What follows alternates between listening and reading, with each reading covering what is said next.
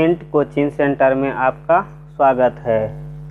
आज हम लोग पढ़ेंगे फ्रांस की 1848 की क्रांति। कक्षा 10 के अंतर्गत इतिहास में जो पहला अध्याय है यूरोप में राष्ट्रवाद, उसके अंतर्गत हम लोग पढ़ेंगे फ्रांस की 1848 की क्रांति। यहाँ देखिए लिखा हुआ है फ्रांस की 1848 की क्रांति। तो फ्रांस में वियना सम्मेलन के बाद फ्रांस में दो बड़ी क्रांति हुई थी। एक 1830 की क्रांति और दूसरा 1848 की क्रांति। तो पिछले पार्ट में हम लोग 1830 ईस्वी की क्रांति के बारे में पढ़े। आज हम लोग पढ़ेंगे फ्रांस की 1848 ईस्वी की क्रांति। तो 1848 की क्रांति में क्या क्या हुआ और इसका क्या कारण हुआ और इसका क्या परिणाम हुआ, सारा कुछ जानकारी प्राप्त करेंगे। ऑब्जेक्टिव हम लोग पढ़ेंगे और साथ साथ इसका विश्लेषण भी होगा और एक एक करके समझते चलें, पूरा समझ में आएगा। तो चलिए स्टार्ट करते हैं। पहला क्वेश्चन देखिए, पहला क्वेश्चन है फ्रांस में 1848 ईस्वी की क्रांति किसके शासनकाल में हुई थी। देखिए फ्रांस में 1848 ईस्वी की क्रांति किसके शासनकाल में हुई थी। तो आंसर है लुई फिलिप के शासनकाल में। थोड़ा सा हम पिछला भी जान लेते हैं कि जब फ्रांस में 1830 की क्रांति हुई तो वहाँ पर बुर्बो वंश का अंत हो गया और वहाँ के जो शासक चार्ल्स 10वां को गद्दी से हटा दिया गया। उसके बाद फ्रांस का शासक लुई फिलिप बना था, जो कि लुई फिलिप आगे तक शासन किया और उसी के लुई फिलिप के शासनकाल में ही 1848 में ये जो है कि फ्रांस में फिर एक क्रांति हुई। तो याद रखना है लुई फिलिप के शासनकाल में 1848 ईस्वी की क्रांति हुई थी।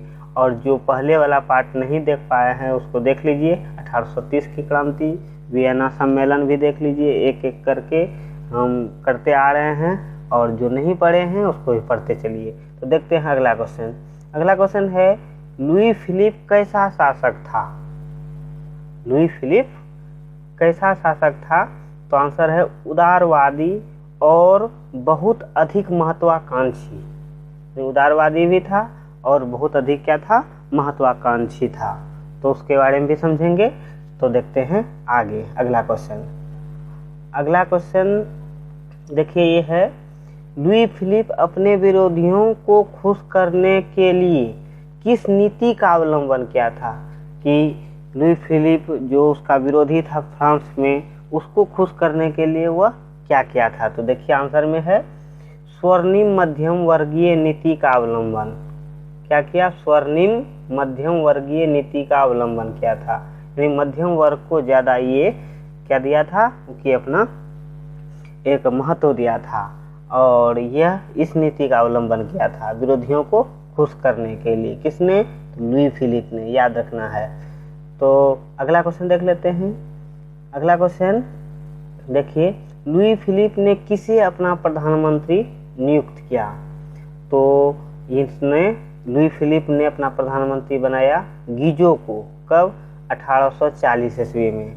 1840 ईस्वी में लुई फिलिप ने गीजो को प्रधानमंत्री बना दिया और गीजो के कारण ही समझिए कि 1848 की क्रांति हुई। तो ये याद रखना है कि लुई फिलिप ने प्रधानमंत्री किसे नियुक्त किया, तो गीजो को। कब, 1840 ईस्वी में। ये हो गया। अब अगला क्वेश्चन देखते हैं, फिर और समझेंगे। अगला क्वेश्चन देखिए, अगला क्वेश्चन है गीजो कैसा प्रधानमंत्री था। गीजो कैसा प्रधानमंत्री था। तो कट्टर प्रतिक्रियावादी, यानी कि उसका कोई विरोध नहीं करे। कोई विरोध करे तो उसका वह क्या करेगा, उसका प्रतिक्रिया यानी देगा, उसका जवाब देगा, उसको कठोर से कठोर दंड देगा।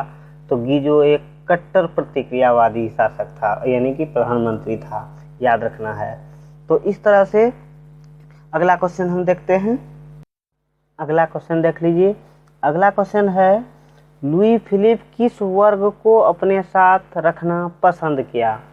कि लुई फिलिप ने किस वर्ग को, किस जाति के लोगों को और किस या पर वर्ग के लोगों को अपने पास रखना पसंद किया? तो उसमें आंसर है पूंजीपति वर्गों को, निम्न वर्ग और मध्यम वर्गों को नहीं, किसको? पूंजीपति वर्गों को अपने साथ रखना वो पसंद किया। कौन? तो लुई फिलिप। तो ये भी याद रखना है। और अगला क्वेश्चन देखते हैं। अगला क्वेश्चन देखिए, पेरिस में विशाल भोज का आयोजन कब किया गया? देखिए फिर क्वेश्चन देखते हैं, पेरिस में विशाल भोज का आयोजन कब किया गया? तो याद रखना है, आंसर में दिया है 22 फरवरी 1848 ईस्वी को थियर्स के नेतृत्व में इस भोज का जो आयोजन किया था पेरिस में, ये क्या था? थियर्स ने, थियर्स के नेतृत्व में हुआ था। और ये हुआ 22 फरवरी 1848 ईस्वी को। फ्रांस में के जो आंदोलनकारी थे, क्रांतिकारी थे, सभी पेरिस में सबको आमंत्रित किया गया था। और फिर वहीं से क्या हुआ कि आंदोलन स्टार्ट हुआ। तो विशाल भोज का आयोजन किया गया 22 फरवरी 1848 ईस्वी को थियर्स के नेतृत्व में, ये याद रखना है। अगला क्वेश्चन देखते हैं। अगला क्वेश्चन है, 22 फरवरी 1848 ईस्वी को विरोध होने पर लुई फिलिप क्या किया? यानी 22 फरवरी को जो विशाल आंदोलन हुआ और लुई फिलिप का घोर विरोध हुआ, बहुत ज़्यादा भयानक आंदोलन हुआ। और इसमें तो लुई फिलिप ने क्या किया? तो देखिए आंसर, 24 फरवरी को लुई फिलिप ने गद्दी त्याग दिया और इंग्लैंड चला गया। 22 फरवरी को जो आंदोलन हुआ, आंदोलन पूरे फ्रांस में जोर शोर पकड़ लिया, जिसके कारण लुई फिलिप को 24 फरवरी को क्या हुआ कि लुई फिलिप ने गद्दी त्याग दिया और वह इंग्लैंड चला गया। लुई फिलिप इन फ्रांस को छोड़ करके इंग्लैंड चला गया। तो याद रखना है, 24 फरवरी को लुई फिलिप ने गद्दी त्याग दिया और इंग्लैंड चला गया। तो ये भी क्वेश्चन याद रखना है, एक एक क्वेश्चन करके याद रखना है और सबको मिला करके एक सारांश के रूप में भी याद रखना है, जिससे कि लॉन्ग क्वेश्चन भी हो जाए। तो देखते हैं अगला क्वेश्चन, फिर आगे बात करेंगे। अगला क्वेश्चन देखिए, अगला क्वेश्चन है, फ्रांस में किस असेंबली ने गणतंत्र की घोषणा की? यानी कर दिया घोषणा, यानी कि जब आंदोलन हुआ और लुई फिलिप जो यहाँ से गद्दी त्याग करके इंग्लैंड चला गया, तो फिर वहाँ के जो फ्रांस में जो असेंबली था, वही कहता है कि फ्रांस में किस असेंबली ने गणतंत्र की घोषणा किया? तो याद रखना है, नेशनल असेंबली ने, नेशनल असेंबली ने फ्रांस में क्या कर दिया? गणतंत्र की घोषणा कर दी। अब आगे देखते हैं अगला क्वेश्चन। अगला क्वेश्चन है, नेशनल असेंबली ने कितने वर्ष से ऊपर के सभी वयस्क पुरुषों को मताधिकार प्रदान किया? नेशनल असेंबली ने क्या किया? जब गणतंत्र की घोषणा कर दिया तो कहता है कितने वर्ष के ऊपर सभी वयस्क पुरुषों को मताधिकार प्रदान किया? तो 21 वर्ष से ऊपर के पुरुषों को, सभी पुरुषों को क्या मताधिकार दिया गया? महिलाओं को नहीं, सिर्फ पुरुषों को। कितने वर्ष से? तो 21 वर्ष से ऊपर के सभी पुरुषों को मताधिकार प्रदान किया गया। तो अगला क्वेश्चन देखते हैं, फिर हम सारांश के रूप में भी पढ़ेंगे। 45वां क्वेश्चन है, फ्रांस में गणतंत्रवादियों का नेता कौन था? फ्रांस में गणतंत्रवादियों का नेता कौन था? तो याद रखना है, लमार्टीन।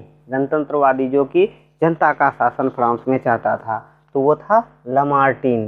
ये भी याद रखना है, लमार्टीन। उसके बाद देखिए अगला क्वेश्चन, फ्रांस में सुधारवादियों का नेता कौन था? तो सुधारवादियों का नेता देखिए लुई ब्लां। सुधारवादियों का नेता कौन था? लुई ब्लां, याद रखना है। देखते हैं अगला क्वेश्चन। देखिए अगला क्वेश्चन आ गया, फ्रांस में गणतंत्रवादियों और उदारवादियों में मतभेद होने के कारण फ्रांस का सम्राट कौन बना? तो याद रखना है, लुई नेपोलियन। यानी कि फ्रांस में गणतंत्रवादियों का नेता कौन था? तो क्वेश्चन पढ़े हम लोग, लमार्टीन। और उदारवादियों का, और ये जो था उदारवादियों का नेता, फ्रांस में सुधारवादियों का नेता कौन था? लुई ब्लां। और दोनों में क्या हो गया? मतभेद हो गया। यहाँ क्वेश्चन दे दिया, क्वेश्चन देखिए, फ्रांस में गणतंत्रवादियों और उदारवादियों में मतभेद होने के कारण फ्रांस का सम्राट कौन बना? तो आंसर है लुई नेपोलियन। यानी मतभेद होने के कारण फिर हो गया कि फ्रांस का फिर नया सम्राट बना लुई नेपोलियन। तो याद रखना है लुई नेपोलियन बना। तो यहाँ तक फ्रांस में 1848 की क्रांति हुई। तो इसको हम एक सारांश के रूप में समझते हैं कि सारांश के रूप में फ्रांस में क्या क्या हुआ। तो फ्रांस में सबसे पहले याद रखना है कि फ्रांस में 1848 की क्रांति कब हुई? तो याद रखना है 48 की क्रांति किसके शासनकाल में हुई? तो याद रखना है लुई फिलिप के शासनकाल में। याद रखना है। और लुई फिलिप कैसा शासक था? तो लुई फिलिप बहुत ही उदारवादी और महत्वाकांक्षी शासक था। उन्होंने 1840 ईस्वी में गीजो को अपना प्रधानमंत्री बनाया। और फिर याद रखना है कि गीजो किस तरह का प्रधानमंत्री था? तो याद रखना है कट्टर प्रतिक्रियावादी। गीजो कैसा प्रधानमंत्री था? तो कट्टर प्रतिक्रियावादी प्रधानमंत्री था। और जिसके कारण क्या हुआ कि फ्रांस में विरोध आंदोलन होना शुरू हो गया। तो याद रखना है लुई फिलिप ने अपने विरोधियों को खुश करने के लिए स्वर्णिम मध्यम वर्गीय नीति का अवलंबन किया। लुई फिलिप ने अपने विरोधियों को खुश करने के लिए स्वर्णिम मध्यम वर्गीय नीति का अवलंबन किया। फिर क्वेश्चन आता है कि लुई फिलिप ने किसे प्रधानमंत्री बनाया? तो गीजो को याद रखना है। और फिर गीजो कैसा प्रधानमंत्री था? तो कट्टर प्रतिक्रियावादी, ये भी याद रखना है।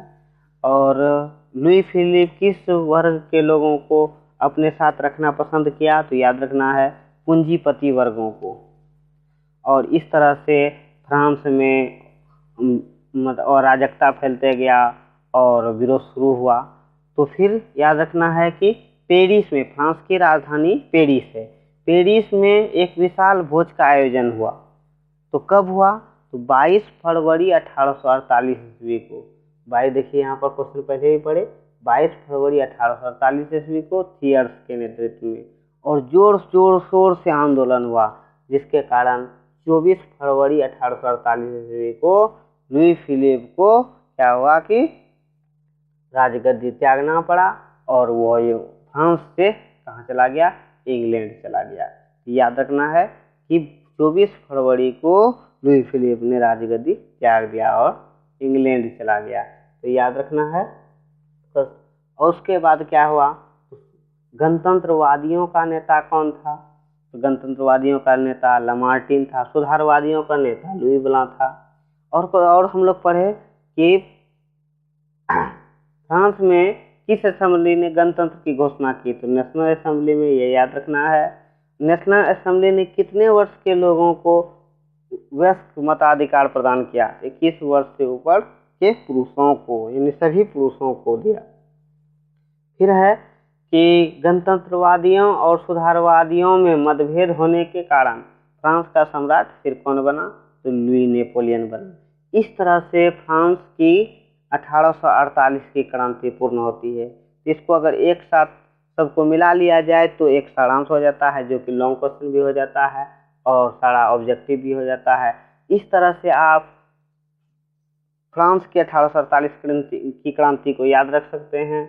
आगे अब हम लोग पढ़ेंगे इटली का एकीकरण, उसमें मेजनी, काउंट काबूर, गेरिबाल्डी आदि के बारे में पढ़ेंगे। और इस तरह से पूरा सीरीज चलते जाएगा। और इस चैनल को जो सब्सक्राइब नहीं किए हैं वो सब्सक्राइब कर लीजिए और बेल आइकन को दबा दीजिए, जिससे कि नोटिफिकेशन मिलता रहे। और ये हमारा सीरीज लगातार चलते रहेगा। जो पिछले वाला वीडियो नहीं देखे हैं वो पूरा देख लीजिए।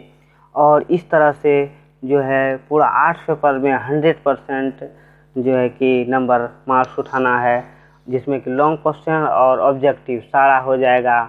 आप एक एक करके सीरीज वाइज पढ़ें, एक बार में नहीं था 2 बार 3 बार 4 बार पढ़ें। और उसको हो सके तो उसको नोट्स बना करके रख लें, स्क्रीनशॉट ले करके पढ़ें।